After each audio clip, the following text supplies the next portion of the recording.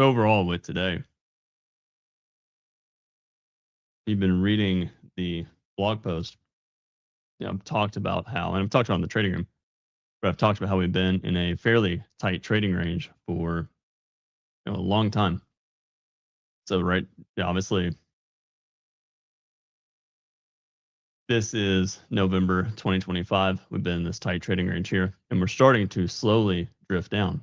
One of the problems with the fact that we're slowly drifting down is that any one of these could be a wedge bottom. Several pushes down. Do you really want to sell down here? The reality is, if you're selling down here, there's you're at the bottom of a trading range, and there might be more buyers down here than sellers. We have consecutive bull bars right here. So common logic. Here's a big bear break. Here's a rally. And what's the chances if you bought the close right here, you bought the close of this bar and you scaled in lower? What are the chances you're going to make money? Well, the odds are you probably will make money. And that's my concern. Not a great sell signal bar below this bar. You know what? I just realized you cannot really see. I don't like this. You can't see the overlay. So I'm going to remove the screen. I got to look down at this guy. No, we'll do that. Let's do this. Share screen. Apologies, I got to look down in order to do this. I'm on the wrong. That's why. Okay. Just kidding. So let me go over here. We've got to use two computers to do these live streams.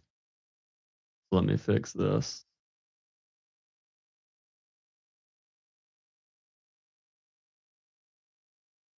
And let me share the entire screen. Okay. Now, there we go. Now you can see the overlay on the mouse. Anyways, back to what I was saying. If you sold the close of this bar right here, and you're selling a weak sell signal bar, same thing down here. And that increases the probability that there's going to be more traders buying down here rather than selling. So overall, and my problem is the bulls, if they buy and scale in lower, even if they buy more all the way down at the November 2025 low, they're probably going to make money. Weekly chart, we can see it's a spike in channel. And because of that, with all of this, even though we're getting a lot of overlap here, this is the first close. This is the first body completely below the moving average in what is that, April or beginning of May of 2025. So just about 10 months, we've been completely we've been above the moving average. And this bar isn't even fully below the moving average in this case. What about selling on a stop? Well, the reality is, again, I think buyers below. A trader selling below this bar, I'm not confident that the market's going to go all the way down here before we probe up, and that makes me think it's reasonable for traders to buy and scale in lower. Here's that November 2025 low. I think we're in a trading range, and if we fall to the November 2025 low, I think we're probably going to find buyers below. And because of that, I think the probability slightly favors the bulls getting the upside breakout. But even if we do, we probably won't go all that far. Why won't we go all that far? Well, if you look at a monthly chart, we have a lot of overlapping bars right here, far from the moving average. And this makes me think we're probably going to end up going sideways for several months. Not a great buy signal above, not a great buy signal bar up here. Even if we break to the upside, this might be a small final flag that leads to more sideways trading. I suspect the market wants to get down to the moving average here. Now, what are the chances we go straight down in the moving average? Well, the reality is we probably are not going to go straight down in the moving average. And that makes me think that more likely we'll probably go sideways and slowly drift we'll go sideways and the moving average will slowly drift up. 5-minute chart.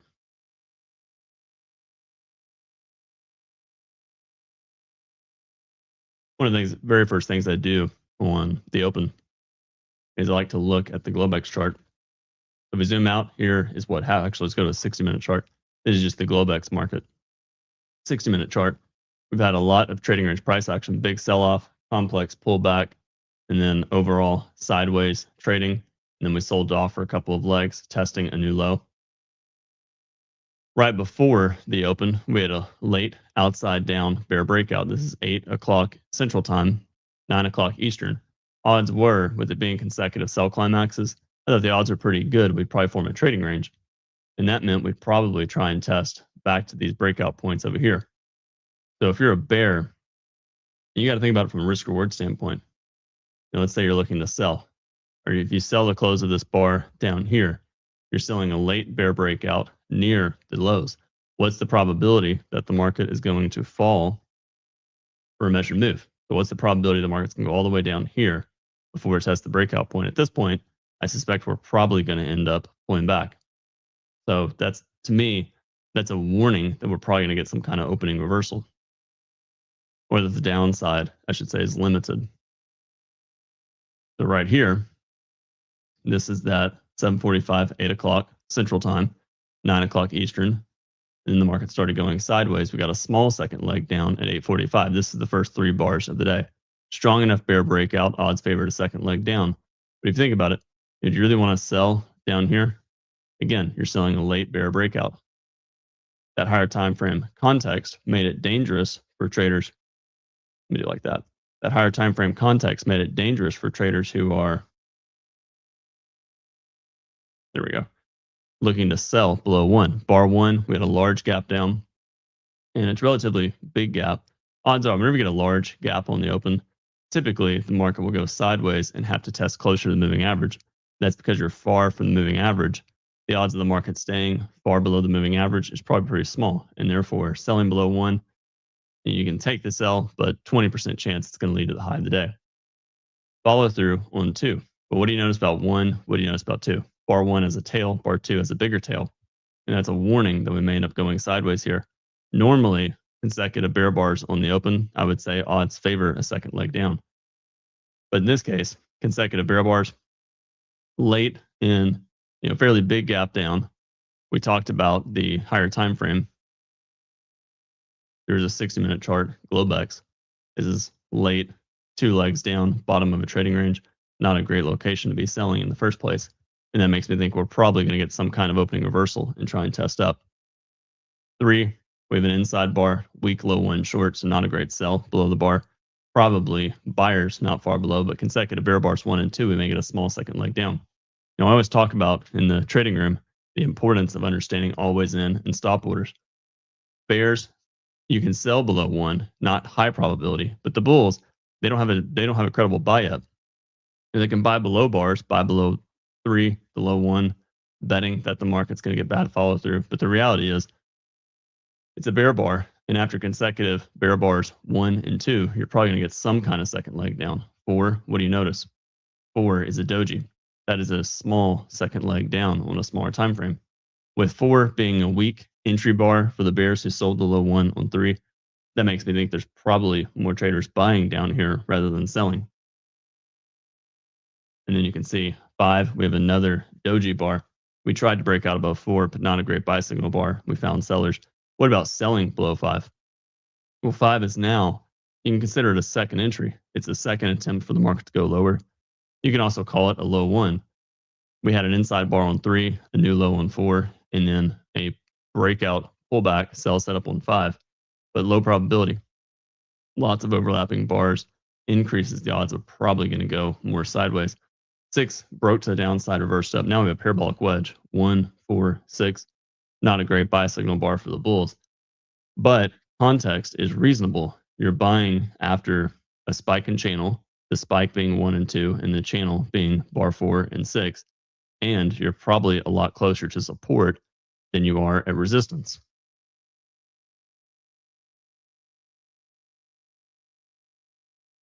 You can see, kind of hard to see, but I wanted to show. See, how can I do this? There we go.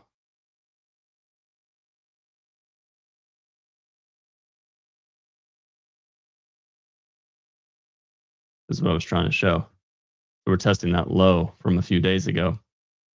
And because of that, it increases the probability. Let's do it like that. It increases the probability There we go.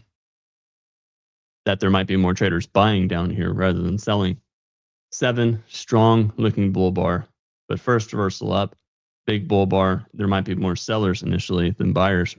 But even if there are, that's a strong enough bull reversal that the odds favor a second leg.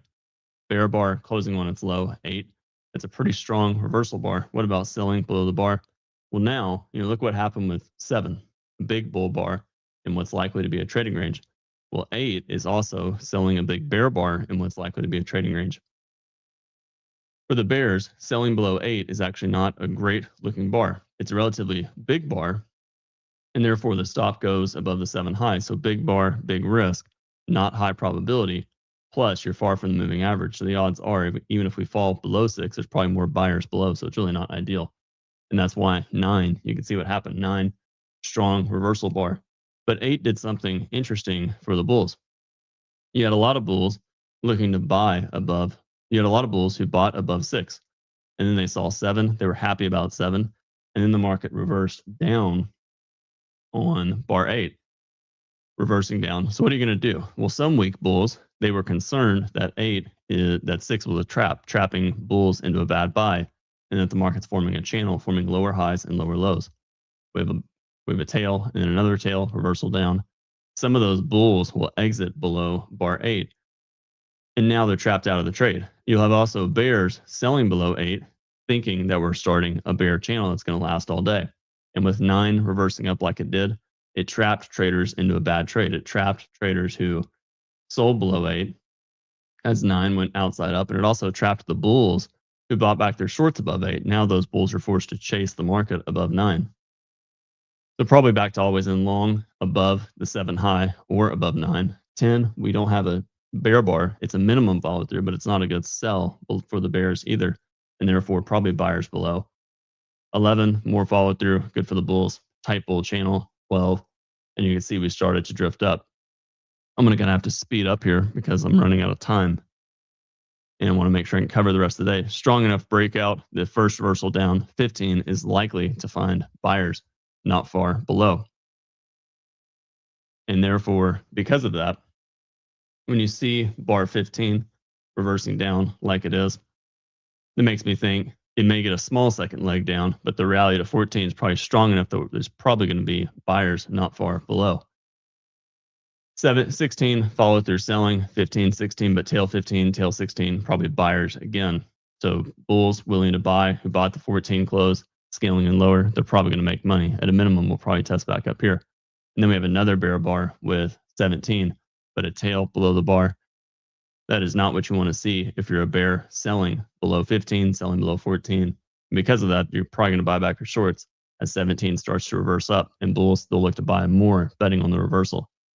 18, 19, good for the bulls. We might get a breakout above the neckline, the 14 high, and rally for a measured move right here. But the reality is consecutive bull bars, 18, 19, after a 4-bar bear micro channel with a weak buy signal bar above, there's probably going to be more traders selling above. Or sorry, some of these comments kind of make me laugh. I'm trying to monitor them to make sure the sound's okay. Made me laugh. Anyways, bull bar above, bear bar 17. You'll have traders selling the 4-bar bear micro channel, and then when they see the bar 18 and 19 strong reversal, they're going to scale in higher, and those bears are trapped. Are those bears going to immediately buy back their shorts and the market reverse up quickly, or are a lot of those bears going to sell more, betting that they can at least break even on the trade? Reversal down on 20. See something here. Reversal down 20. Now we have basically a second entry short, double top 14 and 19. I think a lot of always in bulls get out below 20. Too much risk. We had a couple of legs sideways to down. Then you can see what happened. Consecutive bear bars 2021, not a great buy 22. It's basically a high one buy, but after consecutive bear bars with a lot of trading range price action, plus we have this big gap down, and it's possible we test all the way back down to the low of the day or form a trading range. But the bull bar on 22, it's strong enough that there might be more buyers down here rather than sellers. And you can see the market started finding buying pressure around the breakout point 17 high. Bears sell 17, they scale in higher, looks good, I'll break even. And then the bulls, they got the reversal up on 26. You had some bears who sold below 22 looking to buy back shorts. But triangle, and basically a tight trading range, strong enough bull bar, we make it a small second leg up, but it's following a weak buy signal bar for the bulls above 25. And that makes me think there might be more sellers above. Pause 27. That's good for the bears, but tough to sell below 27, forcing you to sell the midpoint of 26. And there might be more buyers below 26, plus 27 as a tail below the bar. And it's forcing you to sell in the middle of the tight trading range, which generally lowers the probability for the bears. 28, reversal up, second leg up, rally 25, 26, pause 27, second leg up 28. But there might be more traders selling up here rather than buying, but probably strong enough 18, 19, bulls buying up here, scaling in lower. Probably will be able to avoid a loss. What about buying 28? I think it's better at this point to wait and see what the breakout looks like. And then 29, something important happened. We tried to break out to the upside above 28 and found sellers. What about selling below 29? You can take the sell, but again, you can basically draw a triangle and look at the middle. The middle is this moving average, and it's a bear bar closing on its low with a tail. That's a low probability sell. Makes me think there's probably more traders buying down here rather than selling. So really not ideal. And then bear bar, we broke below 29, and then we reversed up 30. What about buying above 30? Well, 30 is a weak high one buy. And if you're a bear and you sold below 29 and you put your stop above 29, betting that the market formed a failed breakout of the double top, 14 and 19. We broke above it here, reversed down. So it's basically a wedge, 3 pushes up, 1, 2, 3. There's probably going to be more traders selling above the 30 high rather than buying. And that makes me think if we do break above what I'm saying is bears who sold below 29, they're not going to get out above 30. I think it makes more sense to get out above the 29 high. And then we we triggered the buy above 30, but tail, and then we reversed down 32. Good for the bears, but bottom of the trading range. Strong enough breakout, we make it a small second leg down, pause 33, so not a good buy. It's a pullback, maybe get a second leg down. And then 34, we reversed up. What about buying above 34? It's a bull bar following three dojis or a 3-bar bear micro channel with 31, 32, 33. There might be more traders selling above the 34 high rather than buying. It's also right in the middle of the overall trading range and below the moving average. Tough to hold long above 34 because it is a decent bull bar. Bulls will buy and look to scale on lower. Now we have a doji on 35. Some bulls who bought above 34, they'll be disappointed and they'll use 35 to exit their longs.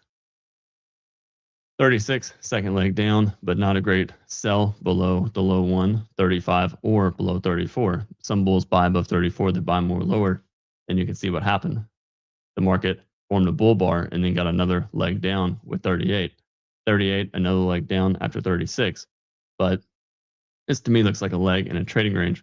Bulls who bought above 34 and bought more below 34, they're probably looking to buy more around the 14 low. So this looks more like a bear leg and will become a trading range. Doji 39, breakout below 17. Now we have a sell-off, trend line break, and we have a higher low major trend reversal, and now we have a double bottom higher low major trend reversal. You can call it a double bottom bull flag. Decent reversal bar 40. We may get a couple of legs up.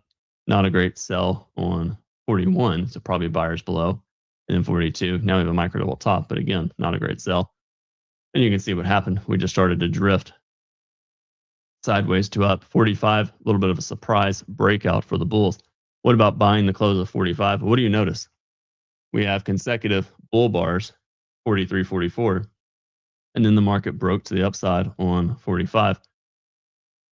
That's a strong enough breakout bar that we may get a small second leg down, but we may also go mostly sideways here. So really not ideal. Doji 46, and then the market tried to get a second leg up, but it's top of the trading range. And you can see more traders selling up here than buying. Reversal down on 47. But I suspect, again, probably more traders selling above rather than buying. Consecutive bear bars, 47, 48, but probably sellers above the 49 high. And we'll probably get some kind of second leg down. But even if we do, probably buyers not far below.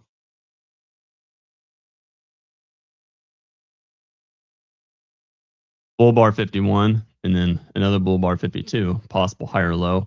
Bull's trying to get a second leg up. And instead, the bears got another leg down on bar 53. The bears, they really need the downside breakout. They need to make the market break all the way down here, because if they don't, it'll probably just go sideways and form a trading range. 54, doji. Not a great sell above. Probably not a great sell above, not a great sell below either. Probably more traders buying and scaling in lower. And you can see, ultimately, we started going sideways here. Decent bull bar on 56, but look at the moving average. Fairly flat moving average, a lot of overlapping bars.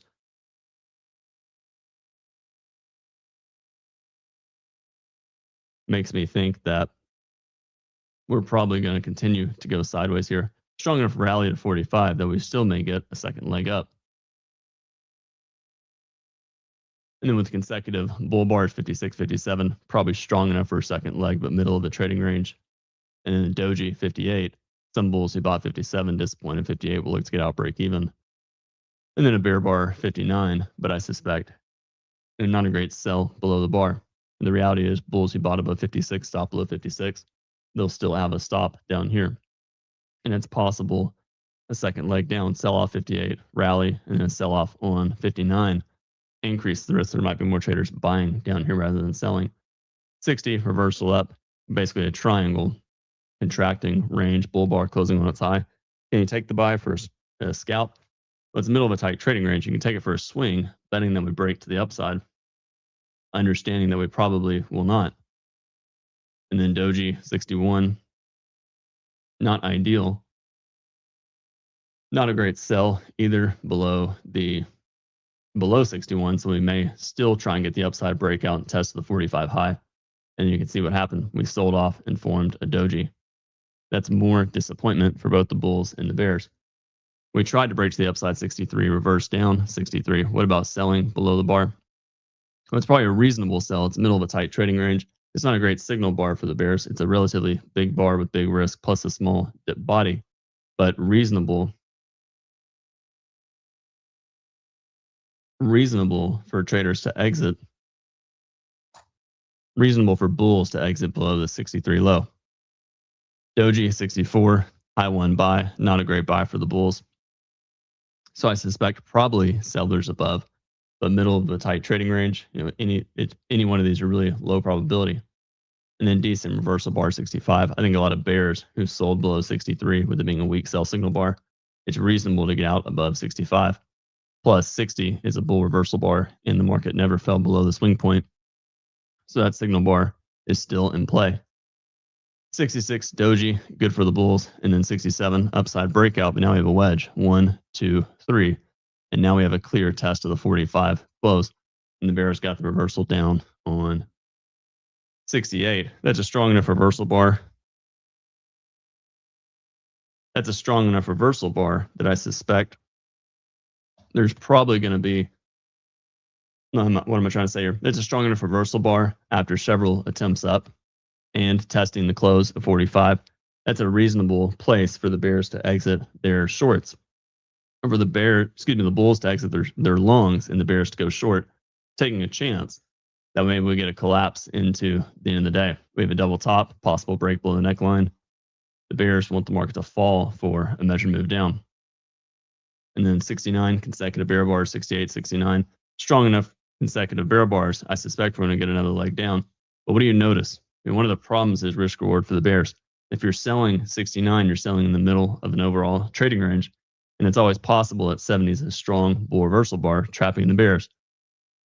And then when 70 closes as a doji and not a great buy signal bar, that increases the odds that the market is going to get a second leg down.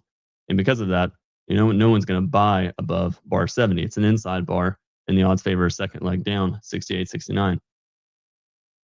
That increases the odds that traders, instead of, if it's a bad buy above the 70 high, you'll have bears looking to sell the 70 high. However,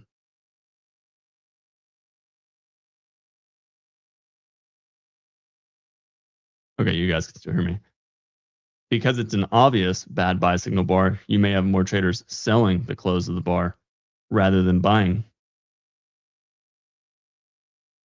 And you can see what happened. The market sold off, and then we basically went sideways into the day. So bears will sell second leg down and then look to buy back their shorts. Okay, I'm going to start doing more of these more frequently, but for now, I'm at my cutoff and I'm running out of time. So thanks everyone for listening, and I hope this was helpful. And again, next time I'll talk more and answer questions. Okay, thanks everyone.